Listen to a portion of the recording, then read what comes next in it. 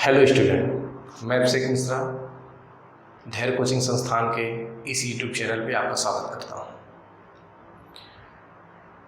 आपके मैथ की क्लास अभी तक जितनी हुई है उन सभी का लिंक आपको डिस्क्रिप्शन में मिल जाएगा, या आप प्ले लिस्ट में जाकर वहाँ से वीडियो को डाउनलोड कर सकते हैं। आज जो हमारा एक नया टॉपिक स्टार्ट करने वाले हैं वो है टाइम एंड वर्क पे। ठीक है, तो आज नया टॉपिक लेंगे और उसके पहले कॉन्सेप्ट को समझते हैं और उसके बाद उस पर जो सवाल हैं, क्वेश्चंस हैं, उन्हें भी लेकर चलेंगे। तो टाइम एंड वर्क एक ऐसा चैप्टर है जिनसे किसी भी एग्जाम में एक प्रश्न तो श्योर है कि एक प्रश्न उससे आने ही आने हैं। कोई भी हो, प्री हो या मेंस हो, तो टाइम एंड वर्क का प्रश्न आता है। टाइम एंड वर्क एक टाइप वाइज क्वेश्चन है। इसका पैटर्न जो है वो थोड़ा सा लॉन्ग है। टाइम एंड वर्क में जो क्वेश्चन की वैरायटी है वो काफ़ी ज़्यादा है। स्टार्टिंग में जो क्वेश्चन होते हैं नॉर्मल, हर एक पेपर में जब आप देखेंगे, किसी भी सेट में देखेंगे, तो नॉर्मल क्वेश्चन तो इसके बड़े सिंपल होते हैं, लेकिन इसके कुछ प्रश्न ऐसे भी बनते हैं जो लैंग्वेज बेस्ड होते हैं, जो लॉजिकल होते हैं, और उन्हें समझने के लिए आपको फिर कॉन्सेप्ट की ज़रूरत पड़ती है। पूरा मेथड आपको पता होना चाहिए, तब आप बड़े सवाल, या आप कह सकते हैं जो लॉजिकल क्वेश्चन है टाइम एंड वर्क के, आप उसे लगा पाएंगे। टाइम एंड वर्क एक एप्लीकेशन चैप्टर है। एप्लीकेशन का मतलब, जैसे आप इसके पहले जो चैप्टर पढ़े होंगे, LCM, HCF, रेशियो, परसेंटेज, तो इन सब का जो एप्लीकेशन है वो इसमें अप्लाई किया जाता है। ठीक है, तो टाइम एंड वर्क अगर मैं बात करूं तो टाइम एंड वर्क लगाने में हमें किन किन चीज़ों की जरूरत पड़ेगी। टाइम एंड वर्क, समय और कार्य, समय और कार्य।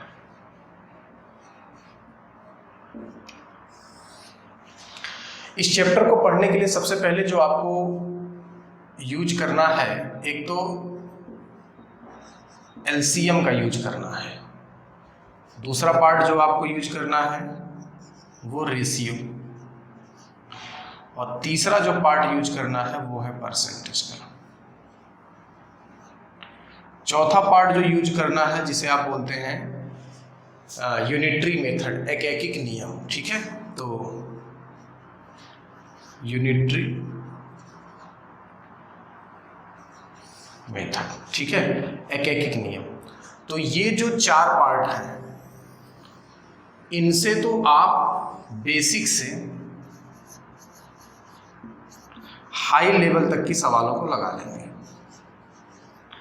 उसके बाद इसमें दो चीजें और भी आपको समझनी है। कहीं कहीं कोई क्वेश्चन ऐसे भी मिलेंगे जिनमें हमें फार्मूला यूज करना होगा, और कुछ क्वेश्चन ऐसे होंगे जिनमें डायरेक्ट ट्रिक लगानी होगी। ठीक है, ये आपके कॉन्सेप्ट हैं। अगर आप बोले तो ये आपके क्या बनेंगे, मेथड बनेंगे। ये तो आपको हर सवाल में सोचना ही सोचना है। कोई भी क्वेश्चन होगा, जो भी आप टाइम एंड वर्क का प्रश्न सॉल्व कर रहे होंगे किसी भी बुक से, तो 80% से 90% क्वेश्चन इससे सॉल्व हो जाता है, इन सभी से। बाकी का कुछ क्वेश्चन ऐसे भी होते हैं जो डायरेक्ट ट्रिक पर आता है या डायरेक्ट फार्मूले पे आते हैं, उनमें LCM और रेशियो इन सब का कोई यूज नहीं होता है। और ये होते हैं लगभग 20 से 10% क्वेश्चन ऐसे होते हैं जो फार्मूले और ट्रिक पे बेस्ड होते हैं। तो आप समझ गए होंगे कि इस चैप्टर को पढ़ने के लिए पहले मुझे LCM का ज्ञान होना चाहिए, रेशियो का, परसेंटेज का, यूनिटरी मेथड का, ये सारी चीज़ें आपको पहले पता होनी चाहिए। तब आप इस क्वेश्चन को, इस चैप्टर को आप समझ पाएंगे, बेसिक से समझ पाएंगे। इसीलिए आप अगर देख रहे होंगे किसी भी इंस्टीट्यूट में टाइम एंड वर्क बहुत ही लास्ट में पढ़ाया जाता है, क्योंकि तब तक आप ये सारी चीज़ों को समझ चुके होते हैं। तो मैं ये मान के चल रहा हूँ कि ऊपर जो भी चीज़ें लिखी गई हैं, ये सभी पार्ट आपने पहले पढ़ रखा होगा और इसके बारे में आपको नॉलेज होगा। आगे बढ़ते हैं। इसके बाद क्या समझना है, इसमें क्या क्या टर्म है, क्या क्या कंडीशन है इस चैप्टर के लिए, वो देख लेते हैं। तो इस चैप्टर के लिए जो आपको सबसे बड़ी चीज़ पता होनी चाहिए कि किसी भी वर्क के लिए, अगर आप कोई वर्क करते हैं तो वर्क, ये जो वर्क है इसके लिए आपको दो चीजें होनी चाहिए। एक तो इफिशियंसी होनी चाहिए, एक इफिशियंसी होनी चाहिए और दूसरा क्या होना चाहिए, टाइम होना चाहिए। अब मैं आपको, जैसे मेरी आदत है कि मैं किसी भी चैप्टर को किसी चैप्टर से रिलेट करके चलता हूँ, क्योंकि ये जो अरिथमेटिक है ये चैप्टर किसी अन्य चैप्टर से, मतलब सभी चैप्टर कहीं न कहीं एक दूसरे से जरूर लिंक्ड हैं। अगर मैं बात करूँ तो आपने एक फार्मूला पढ़ा होगा, दूरी बराबर चाल गुणे समय, दूरी बराबर चाल गुणे समय। अगर आप देखें तो कोई दूरी चलना ये क्या कहलाती है, कार्य कहलाती है। अगर आप कोई डिस्टेंस तय करते हैं, जैसे मान लीजिएगा आप पॉइंट ए से पॉइंट बी तक अगर आप जाते हैं तो आपने कुछ कार्य किया, जाने का कार्य किया, तो ये जो दूरी है ये आपका क्या हो जाएगा, कार्य हो जाएगा। चाल, चाल ही आपकी क्या कहलाती है, क्षमता कहलाती है। आप ऐसी इफर्ट को जिसे आप बढ़ा सकते हो, घटा सकते हो, उसे ही क्या कहेंगे, आप क्षमता कहेंगे। यानी अगर आपकी स्पीड तेज है तो आपकी क्षमता तेज है चलने की, अगर आपकी चाल कम है तो आपकी इफिशियंसी कम है। जैसे बोलते हैं ना कितने की इफिशियंसी है, तो इफिशियंसी का मतलब क्षमता भी, जैसे गाड़ी की भी इफिशियंसी होती है, ट्रेन की इफिशियंसी होती है, तो वो उनकी क्षमता है। जैसे आदमी की भी इफिशियंसी होती है, खाना खाने की इफिशियंसी होती है, चलने की इफिशियंसी होती है, दौड़ने की इफिशियंसी होती है, लड़ने की इफिशियंसी होती है, पढ़ने की इफिशियंसी होती है, तो हर एक चीज़ की इफिशियंसी होती है। तो इस चाल को क्या कहते हैं, क्षमता कहते हैं। और टाइम क्या है, ये तो समय है ही, इसके लिए तो कोई बात ही नहीं, ये तो समय हर जगह कॉमन रहेगा। अब अगर आप टाइम एंड डिस्टेंस में आए तो ये है आपका वर्क, ये है आपकी इफिशियंसी और ये है टाइम। इसी हिसाब से जब आप वर्क का फार्मूला बनाएंगे, वर्क बराबर, तो वर्क बराबर आप क्या लिखेंगे, इफिशियंसी इनटू में टाइम। वर्क बराबर क्या लिखेंगे, इफिशियंसी इनटू में टाइम लिखेंगे। ये मैं आपको आज कॉन्सेप्ट समझा रहा हूँ, कॉन्सेप्ट के बाद फिर हम नेक्स्ट क्लास से क्वेश्चंस को स्टार्ट करेंगे। तो वर्क बराबर क्या होता है, इफिशियंसी इनटू में क्या होता है, टाइम होता है। अब इफिशियंसी को समझते हैं कि इफिशियंसी क्या है। इफिशियंसी माने मैन,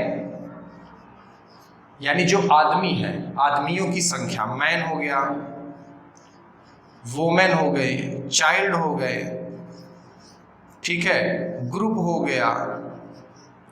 जैसे 10 व्यक्तियों का समूह, तो 10 व्यक्तियों का जो समूह है ये क्षमता ही तो है, 10 व्यक्तियों का समूह। अब इन सब चीजों में कुछ चीजें छिपी हुई हैं। जैसे अगर ग्रुप की बात करेगा, किसकी बात करेगा, समूह की, तो एक चीज समझिएगा कि समूह में सभी की इफिशियंसी बराबर होती है। जैसे अगर आपको कहीं बोल दे 10 आदमी,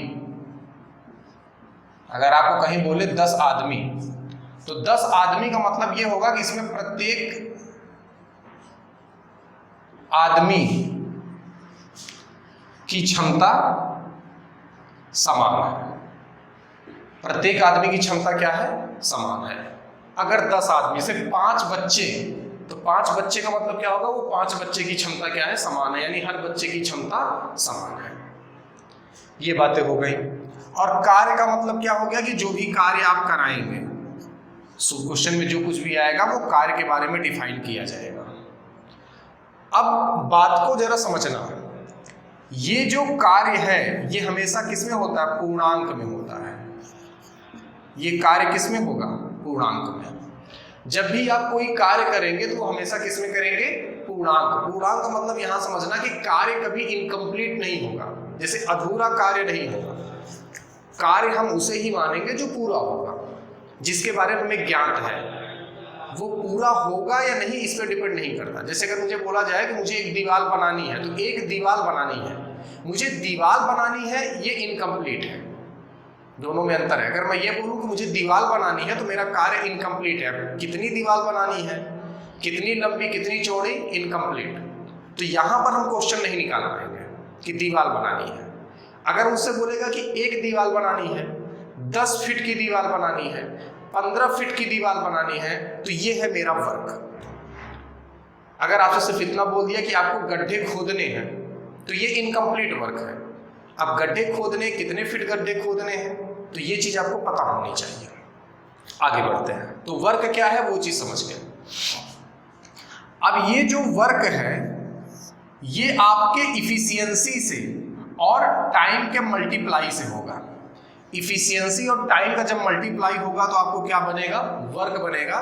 मैं यहां से आपको एलसीएम समझाने जा रहा हूं कि यहां पर जो भी मैंने लिखा था कि मुझे किन किन मेथड की आवश्यकता पड़ेगी, तो एलसीएम की आवश्यकता क्यों पड़ती है वो मैं समझा देता हूं कि एलसीएम इस चैप्टर में कहां से आ गया। इसी प्रकार से फिर रेशियो पे आएंगे और फिर परसेंटेज पे आएंगे। तो पहले मैं सबके यूज आपको समझाता हूं कि क्यों पढ़ा जा रहा है और किसका क्या कहां पर कितना यूज है।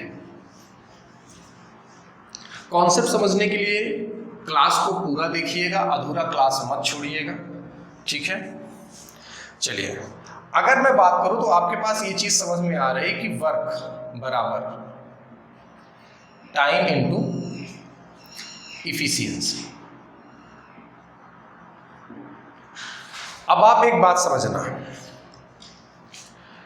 अगर मैं टाइम को रख दूं, जैसे मान लेते हैं मेरे पास एक व्यक्ति ए है, एक व्यक्ति ए है, उसने टाइम लिया है 5 आवर या डेज कुछ भी, और उसकी इफिशियंसी थी 4। एक व्यक्ति बी है, उसका टाइम था 2, उसका टाइम क्या था 2, और उसकी इफिशियंसी थी मान लेते हैं 10। एक व्यक्ति था सी, इसकी इफिशियंसी थी, टाइम था 2 और इफिशियंसी थी 2। तो कुछ ऐसे हैं 3 व्यक्ति हैं। अगर मैं इनका वर्क देखूं, अगर इनका मैं वर्क देखूं तो इनका वर्क कितना आएगा 20 यूनिट। वर्क को हमेशा यूनिट में कन्वर्ट करेंगे। इनका वर्क कितना होगा, इनका भी वर्क कितना होगा 20 यूनिट। इनका भी वर्क कितना होगा, इनका भी वर्क होगा 10 दूनी 20 यूनिट। अब आप एक बात समझना, अगर मैं इफिशियंसी को, सवाल में आपको इफिशियंसी भी दे सकता है, सवाल में आपको क्या दे सकता है, टाइम भी दे सकता है, दोनों चीजें दे सकता है। अधिकतर जो क्वेश्चन अभी तक के प्रीवियस ईयर में आते हैं, इफिशियंसी को जब इफिशियंसी दिया जाएगा तो उसके लगाने का तरीका कुछ और है। इफिशियंसी जब दिया जाएगा तो उसको लगाने का तरीका रेशियो से है, लेकिन जब टाइम दिया जाएगा तो उसको लगाने का तरीका एलसीएम से है। क्लियर है यहां तक। और जब आंशिक कार्य दिया जाता है, जैसे इसने 2/3 कार्य किया, उसने 5/4 कार्य किया, जब इस तरीके का क्वेश्चन आता है तो वहां पर यूज करते हैं परसेंटेज। ठीक है, 2/5 40%, 1/5 20%, 1/10 10%, तो वहां पर यूज होता है परसेंटेज। तो आप समझ गए होंगे कि हमें कब कौन सा पार्ट यूज करना है। तो अगर इफिशियंसी ना दी जाए तो सिर्फ टाइम दिया जाए तो आप बड़े आराम से देख रहे होंगे कि 5, 2 और 10 का एलसीएम क्या होगा, इनका एलसीएम क्या होगा 20 होगा। इसका मतलब अगर कोई वर्क है तो वर्क जो होगा वो हमेशा टाइम से क्या होगा, कट जाएगा। हमेशा टाइम से क्या होगा, डिविजिबल होगा, टाइम से भाज्य होगा। यानी अगर मैंने कोई कार्य किया है तो वह कार्य मेरे लिए गए समय से विभाजित हो जाएगा। इस फार्मूले के अकॉर्डिंग अगर मैंने कोई कार्य किया है तो वह मेरे लिए गए समय से क्या होगा, डिवाइड होगा। इसीलिए जो टाइम दिया जाता है कि ए ने 5 दिन में किया, बी ने 10 दिन में किया, या सी ने इतने दिन में किया, तो उन सभी का हम एलसीएम लेते हैं।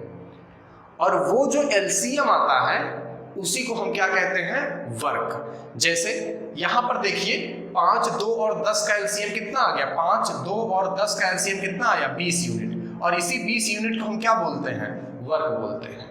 और ये वर्क ऐसा है जो ए के द्वारा भी किया गया, बी के द्वारा भी किया गया और सी के द्वारा भी किया गया। यहां तक बात समझ में आ रही होगी। तो आज आप ये समझ पाए होंगे कि हम एलसीएम क्यों निकालते हैं किसी भी कार्य को करने के लिए। जब आपसे बोला जाता है टाइम एंड वर्क में तो हम एलसीएम क्यों निकालते हैं, तो एलसीएम का रीजन यही है कि एलसीएम से क्यों क्वेश्चन सॉल्व किए जाते हैं। चलिए आगे बढ़ते हैं।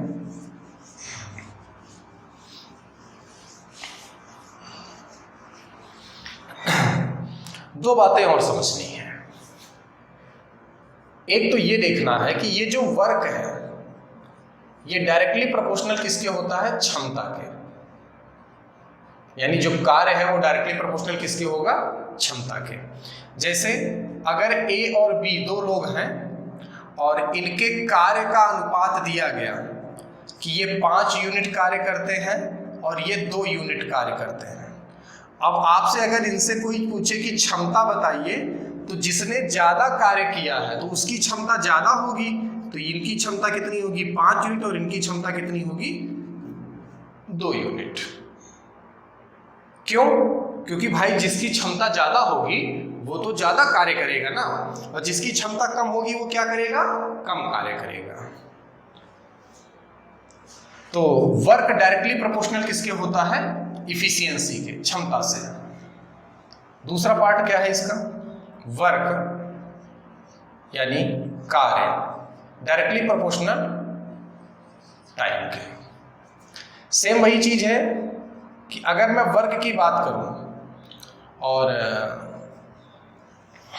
एक व्यक्ति ए है, इसके वर्क की मैं बात करूं तो वर्क दो व्यक्ति हैं ए और बी। अगर इनके वर्क का रेशियो है 7:2 यानी 7:2, तो इनका जो टाइम होगा, इनका टाइम कितना होगा? 7:2 यूनिट। और यहां पर इस केस में क्या होता है? इस केस में जो क्षमता है, क्षमता समान होगा, इफिशियंसी क्या होगी? सेम होगी। ठीक है यहां तक? तो क्षमता इनकी समान होगी। आगे बढ़ते हैं। तो वर्क का जो रिलेशन है टाइम और इफिशियंसी के साथ, वो चीज आप समझ गए होंगे। अब बात करते हैं टाइम इनवर्सनली प्रोपोर्शनल इफिशियंसी। इफिशियंसी को हिंदी में क्या कहते हैं? क्षमता। अगर टाइम की बात करें, अगर दो व्यक्ति हैं ए और बी और इन्होंने समय लिया है 5 यूनिट और रेशियो में 7 यूनिट, तो इनकी जो इफिशियंसी होगी, जिसने कम समय लिया है उसकी इफिशियंसी क्या होगी? ज्यादा होगी। तो इसकी इफिशियंसी कितनी हो जाएगी? 7 यूनिट, और इसकी इफिशियंसी कितनी हो जाएगी? 5 यूनिट। ये बात आपको समझ में आ गई होगी। दूसरे पार्ट पर आते हैं। ये बेसिक कॉन्सेप्ट है, ये चीजें आपको टाइम एंड वर्क पढ़ने के पहले आनी चाहिए। अब अगली बात क्या है वो जरा समझना। टाइम एंड वर्क के चैप्टर में, जैसे अगर आपसे कोई पूछता है ए ने एक कार्य 5 दिन में किया, ए ने एक कार्य 5 दिन में किया, और अब आप अगर यहां से निकालना चाहें कि एक दिन का कार्य, ये जो एक दिन का कार्य होता है इसी को क्या बोलते हैं? क्षमता। इफिशियंसी क्या बोलते हैं? एक दिन, या इफिशियंसी को मैं एक्सप्लेन करूं, एकांक समय में किया गया कार्य। एकांक समय में, एकांक समय का मतलब क्या होता है कि समय आपके समय में जैसे मिनट, सेकेंड, घंटे, सप्ताह, दिन, वर्ष, ये सब क्या है? समय। एकांक का मतलब क्या है? एक, यानी यूनिट समय। 1 घंटे, 1 मिनट, 1 दिन, 1 सप्ताह, 1 वर्ष, 1 सेकेंड, तो जो भी समय आपका एक यूनिटरी में होगा उसी को क्या बोलेंगे? क्षमता बोलेंगे। यानी एकांक समय में एक दिन में किया गया कार्य, यही एक दिन में किया गया कार्य कितना होगा? एक दिन में किया गया कार्य आपका क्षमता कहलाएगा। अब ए ने एक दिन का कार्य कितना होगा? 1/5। अगर आपसे ए ने एक कार्य 5 दिन में किया और आपसे पूछता है कि ए के एक दिन का कार्य बताइए, तो आप क्या बोलेंगे? 1/5। तो ए जो है फर्स्ट डे जाएगा, कितना कार्य करेगा? 1/5 कार्य करेगा। ए जाएगा सेकेंड डे, फिर कितना कितना कार्य करेगा 1/5, ए जाएगा थर्ड डे फिर कितना कार्य करेगा 1/5, ए जाएगा फोर्थ डे फिर कितना कार्य करेगा 1/5 और ए जाएगा फिफ्थ डे फिर कितना कार्य करेगा 1/5।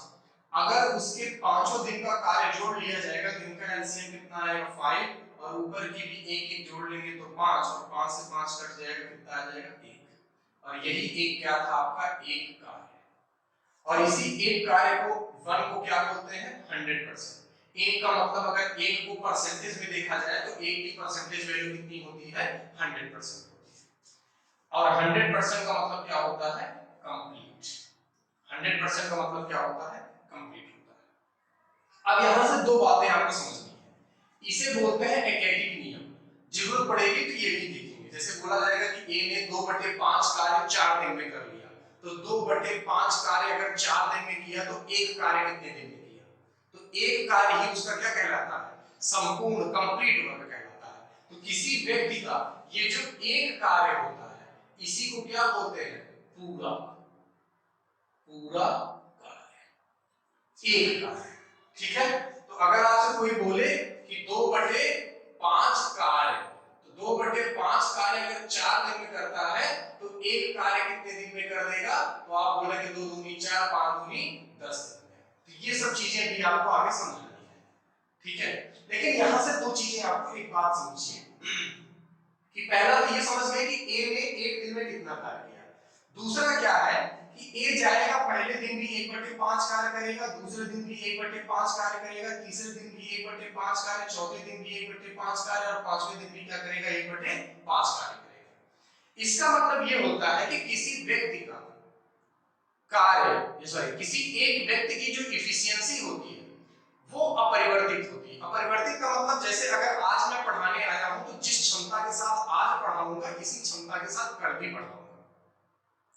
कंडीशन ये है कि तबीयत ठीक होनी चाहिए, आदमी स्वस्थ रहे और अगर उसके पास टेंशन न रहे तो जितना परफॉर्मेंस उसने इस एग्जाम में किया है उतना ही परफॉर्मेंस वो अगले एग्जाम में भी करेगा।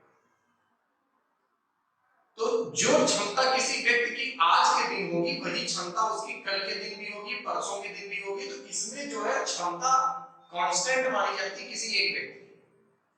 अब बात करते हैं कि जैसे अगर मेरी क्षमता है तो मेरी क्षमता किसी के आने से बदलने वाली नहीं है। जैसे आपकी जो पढ़ाई की एफिशिएंसी है, अगर आप 1 घंटे में 5 फार्मूले याद कर सकते हैं, 15 फार्मूले याद कर सकते हैं, तो अगर आपका रूम पार्टनर आ जाएगा तो इसका मतलब ये नहीं कि आज हमारा रूम पार्टनर आ गया तो आज 5 फार्मूला याद करेंगे 1 घंटे में, ऐसा नहीं है। आपकी एफिशिएंसी आज भी 1 घंटे में 15 फार्मूला याद करने की है, लेकिन अगर आप चाहेंगे तब अपनी एफिशिएंसी घटा सकते हैं। पार्टनर के आने से, रूम पार्टनर के आ जाने से आपकी एफिशिएंसी नहीं घटने वाली पड़ेगी। क्लियर है यहां तक? तो बात मैं जो कर रहा हूं कि किसी एक व्यक्ति के आने से समूह में, जैसे मैं ए अकेला कार्य कर रहा है, अगर बी उसके साथ मिल जाएगा तो ए की एफिशिएंसी पर कोई प्रभाव नहीं पड़ने वाला।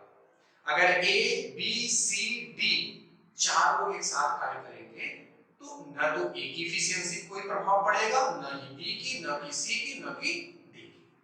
किसी की एफिशिएंसी पे कोई प्रभाव नहीं पड़ेगा। प्रभाव किस पे पड़ेगा? इनके समूह पर। जैसे ए और बी मिलकर जो एफिशिएंसी होगी, अगर सी मिल जाएगा तो इनकी एफिशिएंसी बढ़ जाएगी, ए बी सी की एफिशिएंसी क्या होगी? बढ़ जाएगी। तो जब एफिशिएंसी बढ़ती है तो समय क्या होता है? कम लगता है। इसीलिए भी आपने देखा था कि efficiency inversely proportional to time. Efficiency बढ़ेगी तो समय क्या होगा? घट जाएगा। तो इस चीज को आप चाहे नोट में लिख लीजिएगा अगर आप लिख रहे होंगे तो, कि किसी व्यक्ति की एफिशिएंसी किसी अन्य व्यक्ति की एफिशिएंसी पर निर्भर नहीं करता। अगर ए की क्षमता है तो ए के साथ अगर बी मिल जाएगा तो ए की क्षमता न तो घटेगी न ही बढ़ेगी। बी की क्षमता न तो घटेगी न तो बढ़ेगी। बस फर्क क्या होगा? ए बी की क्षमता जब जुड़ेगी तो टोटल एफिशिएंसी बढ़ेगी, टोटल बढ़ेगी, न कि किसी पर्टिकुलर इंडिविजुअल व्यक्ति की एफिशिएंसी पर कोई प्रभाव नहीं पड़ता है। क्लियर है यहां तक? चलिए, तो ये दो बातें आप यहां से समझ पाए होंगे।